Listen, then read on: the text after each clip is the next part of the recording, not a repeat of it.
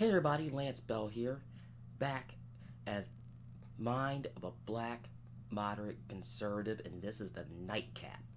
Now, folks, I have a Twitter feed up from Dave Rubin. Now, Dave Rubin is a classical liberal, and there's a reason why I bring this up today.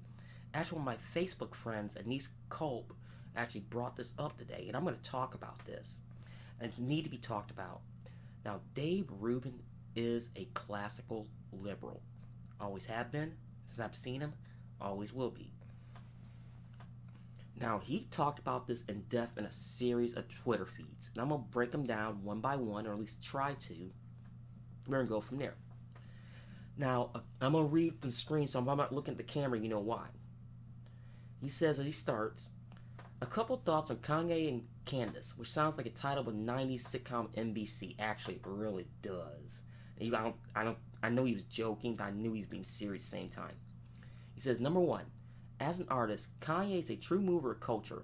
He says things you will like and dislike. If you turn on him for daring to be different, you don't stand in nature art, and he's absolutely right. Not me as an artist. I'm actually a pastel artist. It's one of those situations to where you really don't understand in nature art. We are very self-expressive, and that's totally 100% correct. Moving on to number two. He says, I know Candace. She's been in my show. We've had dinner at my house. We had traveled and done gigs together. We spent hours talking and debating. We agree on some, disagree on some. She's passionate and strong, but she wants to learn. Now, the bottom part of that, I actually do believe she wants to learn. But she has to show me, given her track record, and I don't know about that doxing website she set up, that she actually wants to learn. So, I believe Dave 100% on this, because he's always been straight with a lot of people. Now, moving to number three. More importantly, though, she cares deeply about what happens to the black community and wants others to see that Sowell, Elder, and others before her have already seen. She doesn't view victimhood as virtue, and that's where the modern left is exposed. And you know what? He's right. Somebody like me, I don't believe in victimhood. I've always learned and believed to stand on my own merits. I can't blame anyone but myself. And yes, I'm talking a little bit quiet tonight. I'm doing it at night, so keep that in mind. Now, moving on to number four. Through intersectional groupthink, they believe they own all minorities, be it black, gay, Muslim, or other. The mythical other category. This actually pits these groups against each other, and there's nothing to the left hates more than black, gay, or Muslim people who dare to think for themselves. And that is 100% correct. I honestly believe, this is my opinion, you can tell me in the comments below, that the only time groupthink should be used is in an academia setting in medical and scientific research, because those two fields you need. But this groupthink makes no sense. I've talked about it in depth on my regular Real Deal Politics channel. I'm not going to go into it here because it'd be an hour video. But that's a lot of it. They don't want people to think for themselves. They want people to be in their self-created echo chamber, or bubble, so you will. And that's exactly right with point number four. Moving on to number five. So they will always purge their three thinkers in the name of diversity and tolerance, which is really nothing more than totality control of people based on immutable characteristics. Now, he goes a little bit more on this in the next couple of ones, but it's one of the ones I want to talk about this year. And I didn't want to say totalitarian control, but that's basically what it is. You gotta think like me, act like me, or else. That's exactly how it is. I'm not saying it's Soviet level, but it seems like it's getting to that point. Now, me as a moderate conservative, I don't want to think like that, but there's a lot of people on the left, and Dave Rubin is a perfect example of this, that actually really thinks that. Now, going to number six. Let me scroll up a little bit more. I apologize, folks. This flaw in regressive leftist thinking is what I was trying to talk about as a lefty when I started my show. Sadly, the left has only embraced this toxic ideology Even more isn't done yet. So it leaves anyone who dares to think for themselves on the outside. And that's exactly what it is. And I've been saying this for 4 years. I called this long before the last presidential election. Because I saw it coming. I saw it from the moon. Nobody believed me. Everybody thought I was full of it. And it's happened.